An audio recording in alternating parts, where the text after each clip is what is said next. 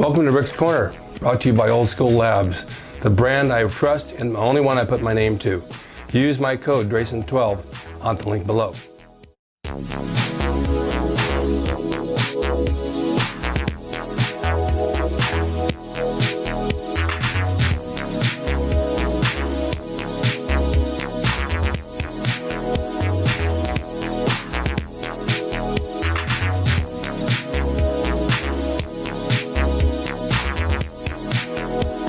Welcome to Rick's Corner. The man, the myth, the legend.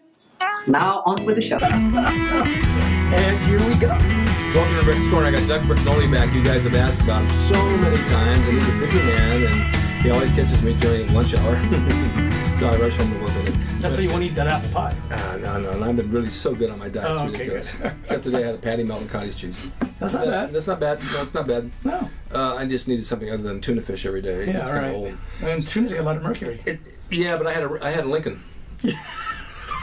So you're off the hook. I'm off the hook. No mercury. My first car was a Mercury. So that's okay. So you've been there, done that. You don't have any more mercury It's now. my favorite car. Okay. All right, so we're going to talk about cross education. Cross education. in fitness. In bodybuilding. In bodybuilding. Yeah, but cross education. Are we ready to go? Are we doing this? Yeah, we're here. We're here. They were there.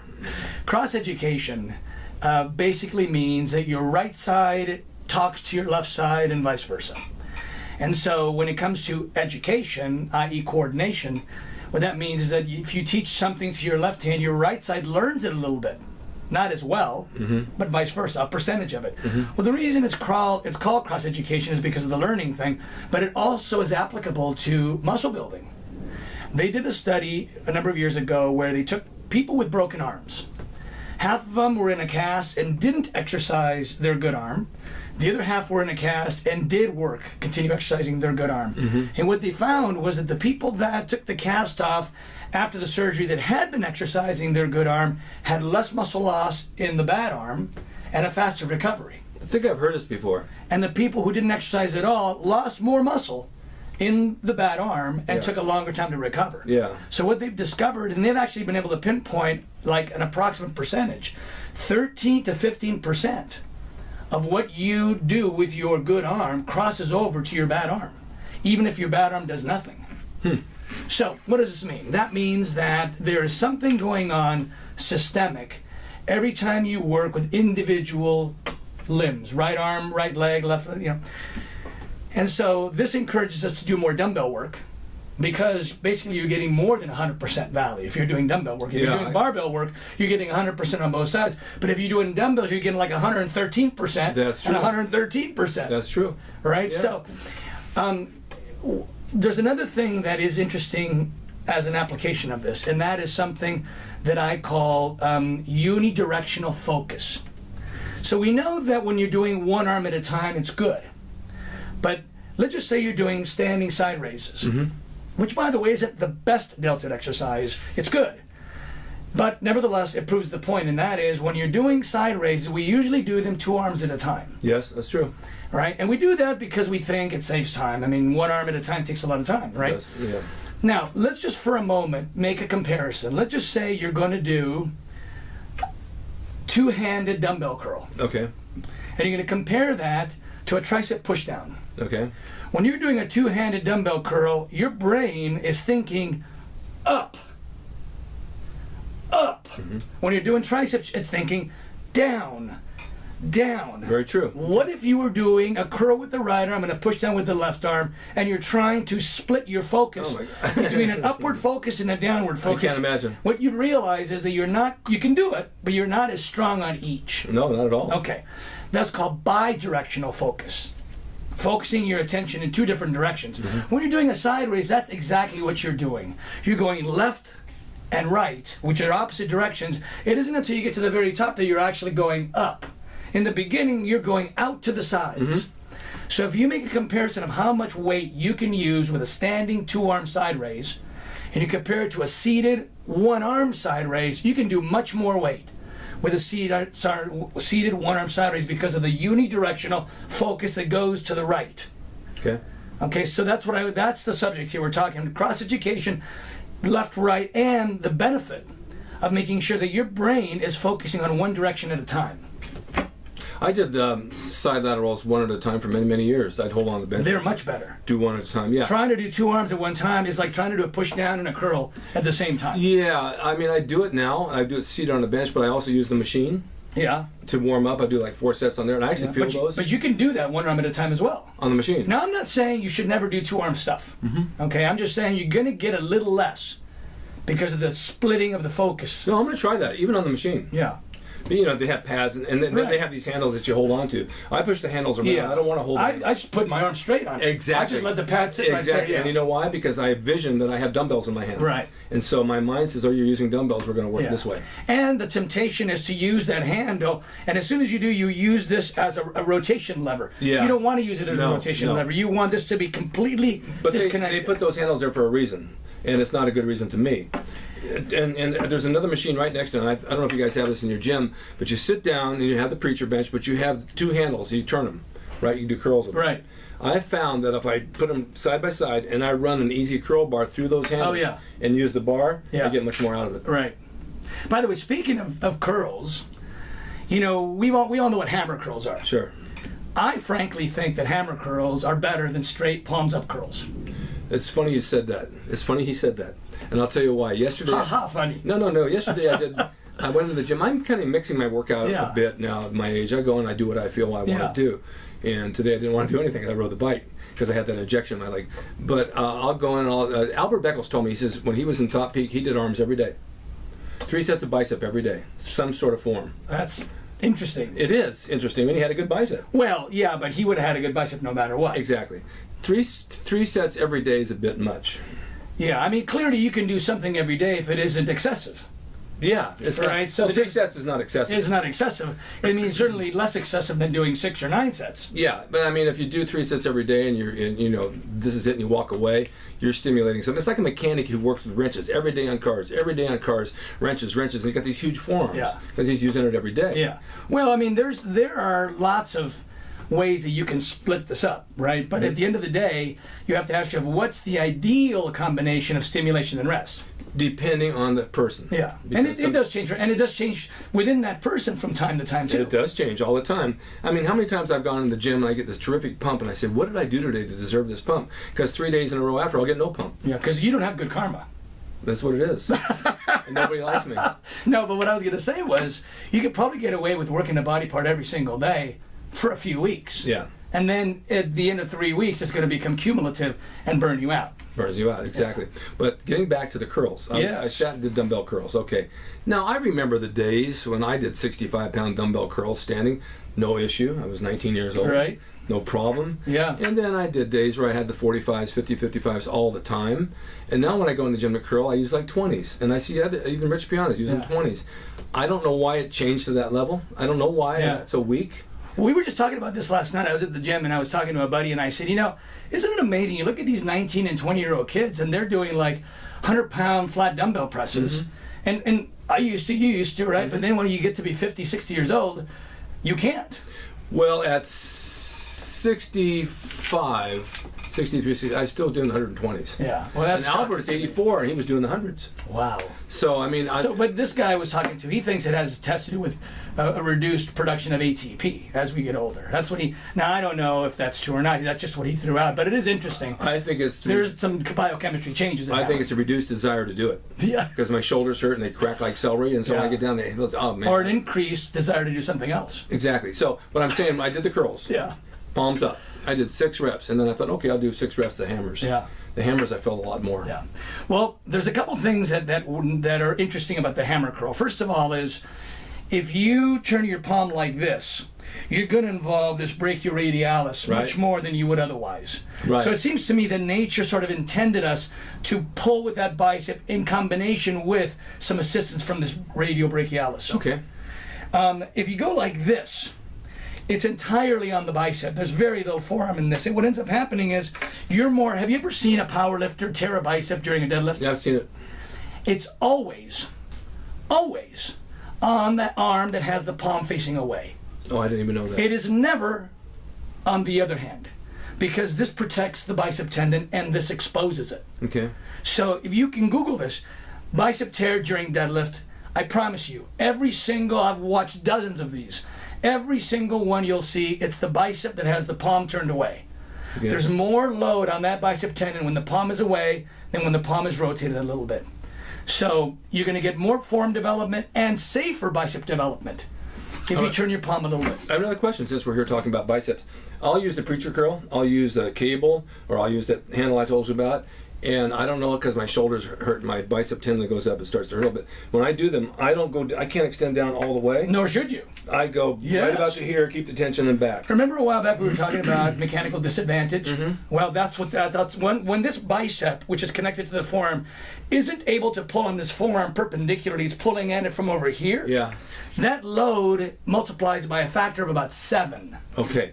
How about, though, if you're hanging one arm over the preacher bench, the dumbbell, I can extend all the way and come up. It's not a problem for me. Much easier than using the... No, but that's what I'm saying is when you're standing upright, Yeah. you're entering mechanical disadvantage right when your forearm lever is entering a zero resistance. That's why it's okay and safe and comfortable. Okay. But as soon as you create an angle in the yes, preacher yes, bench, yes. now you're not starting with zero anymore. No. So now you're starting with a load and combining mechanical disadvantage. I see. And that's where the problem is. Okay. So it's okay to do halves.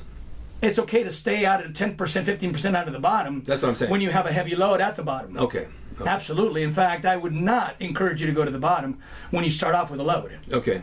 When you do a straight, you start with zero load, and that's okay. Okay.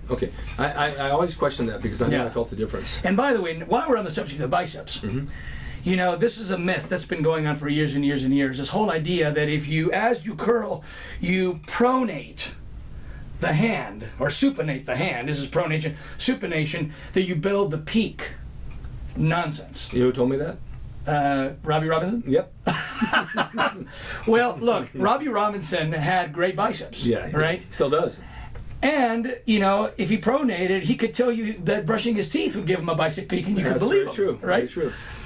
Look at Larry Scott. Larry Scott had these full biceps, and they named the preacher curl the Scott curl, and millions of people have done the Scott curl and have never had Larry Scott biceps. Right. Okay, so it just doesn't work that way. But the bottom line is that the pronation, supination happens with a muscle that is called a pronator and supinator in the forearm. It's a muscle that wraps around the forearm and it actually turns. Now, the fact that you see the bicep peak when you do that only means that you're not involving the forearm as much anymore. But it's dangerous to have a heavy curl with a palm, as we were just talking about. It's awkward. Yes. It actually hurts my shoulders. So I make a point of never doing a regular straight palm up curl. At the very least, I'm going to have a slight inward rotation to my hand, if not a hammer. Which brings me to this point. How many of you guys out there do standing barbell curls? Let's say you do it at the squat rack with the Olympic bar. Right. Because a lot of us start with that. Right. Now, there I used to use a lot of weight too. I mean, I saw someone recently do 245s on Yeah. each side. Come on. Who can do that? That's Yeah. a lot of weight. Right. I start with 5s. Yeah. I'll admit I start Yeah, with 5s. absolutely. And then maybe 10s and maybe another 10. But having a The straight... bar weighs 45. The bar's 45. But having a straight bar, for me, with the injuries that I've sustained, turning my hands out Very just hard. hurts. Very hard. Just hurts. So I'll use a cambered bar. And by the way, while we're on the subject of biceps, anytime that you're doing a two-handed curl, you're loading the lower back. Oh, yeah. So why do that? Why not do alternate dumbbell curl I love those. and use only half the load on the lower back? Because as soon as you come up to here, this thing is pulling you forward. Yeah, I would do those. So if you want to go heavy curls, doing simultaneous is going to load you. If you have a bad lower back, not a good idea. No, I just wondered because I know when I use the straight bar, it's uncomfortable.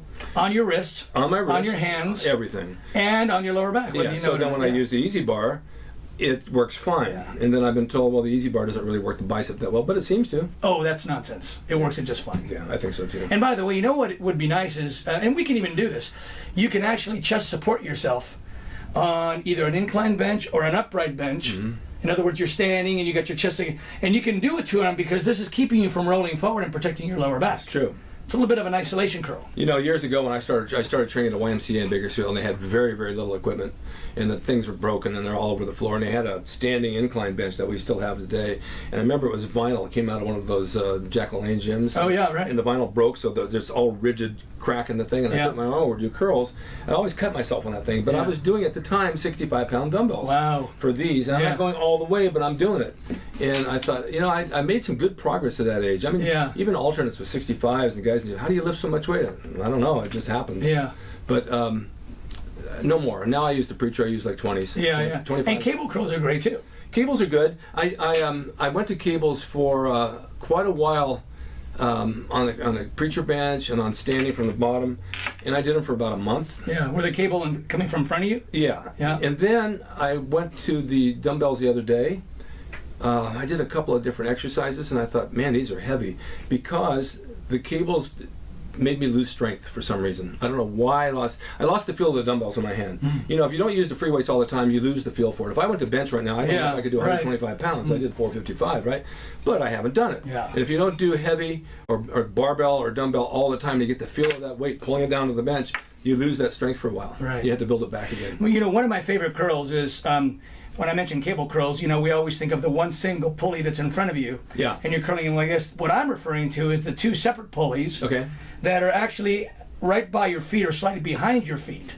You know, these arms, the free motion machines that you can move in and out. Yeah. So you bring them all the way down, close to, you know, as close as they can, shoulder width, ideally, and they're slightly behind you, which means that as you pull, you start off with a little bit of resistance because that cable is crossing your forearm sooner than gravity would. Right.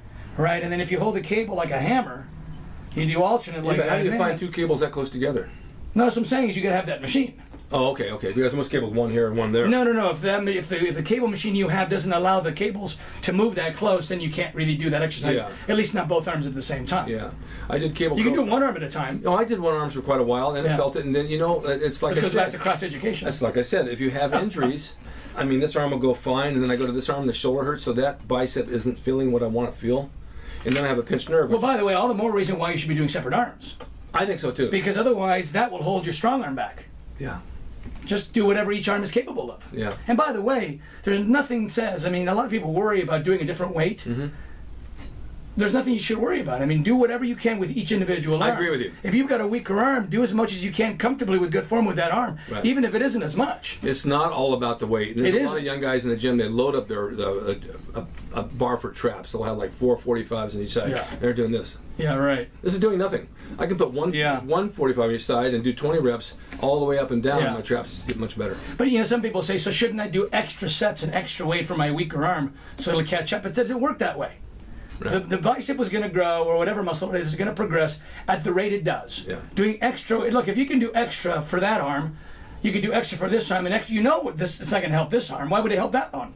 It's true. So the point is, do what you can. An intelligent workout with good recovery is going to maximize your progress. Yeah. Okay.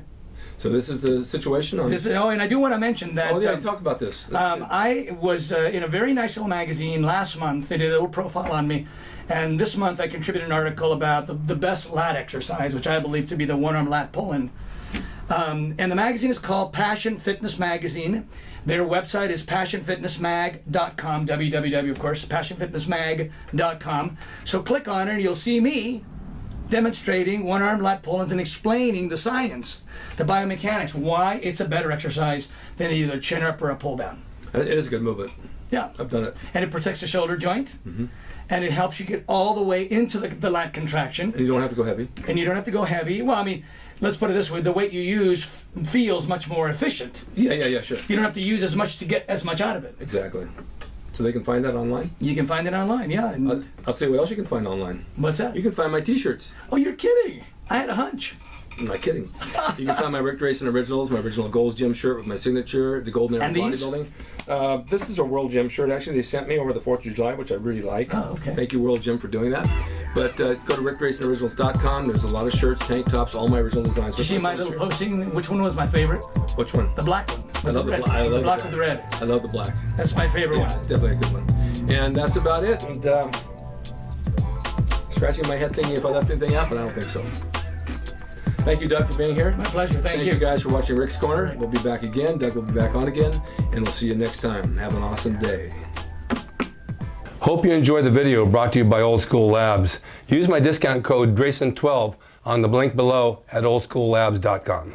Hey everyone, now you can have the Gold's Gym logo drawn by me, the artist Rick Drasin. Personalized and made out to you and signed by me to frame and put on your gym wall or wherever you see fit to do so.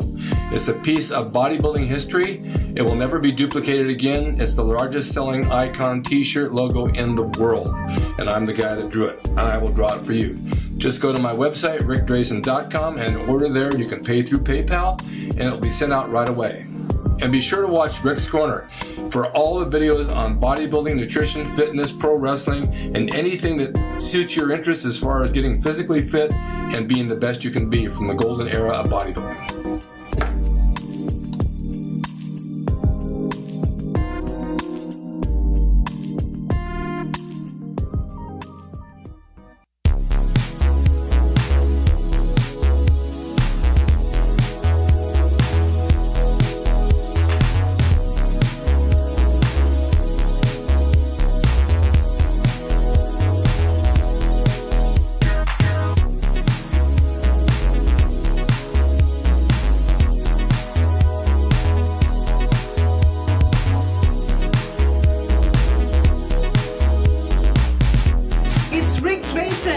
He's the equalizer, baby.